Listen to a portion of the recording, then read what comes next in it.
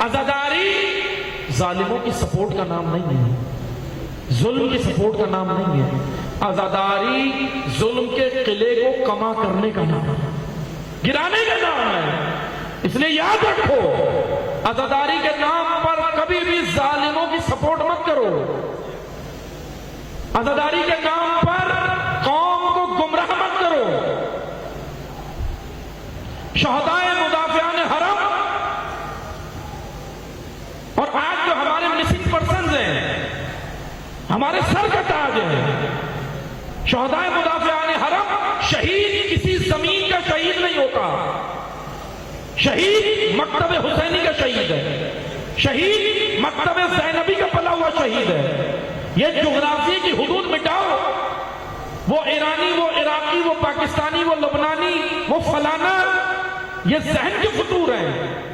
یہ شہداء سروں کا تاج ہے۔ آج انہی شہداء کے خون کی بدولت ان کے مرہون منت ہیں زائرین، کروڑوں جا رہے ہیں اربعین پر۔ کس نے یہ راستہ فراہم کیا؟ سلام ہے ان شہداء کی ماؤں کو جنہوں نے اپنے جوان پیش کیے ہیں روضہ زینب کے دفاع کے لیے۔ آج کہتے ہو ان شہداء پہ کمپرومائز کر لو، ان شہداء کا چہلم کے جلوس میں نام بھی نہ لو، شرم آنی چاہیے۔ تم عزا ہی نہیں سمجھے، تمہیں پتہ ہی نہیں عزاداری کیا ہے۔ عزاداری صرف مردہ یزید پہ لعنت نہیں، آج کی یزیدیت کے خلاف اٹھنے کا نام ہے۔ تم کون سی عزا ہمیں سکھانے آئے ہو؟ خانقاہوں والی عزا، وہ عزاداری جس سے صرف اپنا آپ کو بنایا، اپنا بینک بیلنس بنایا، اپنی شخصیت بنائی؟ ہاں، عزاداری پر ہم سب کچھ لٹا سکتے ہیں۔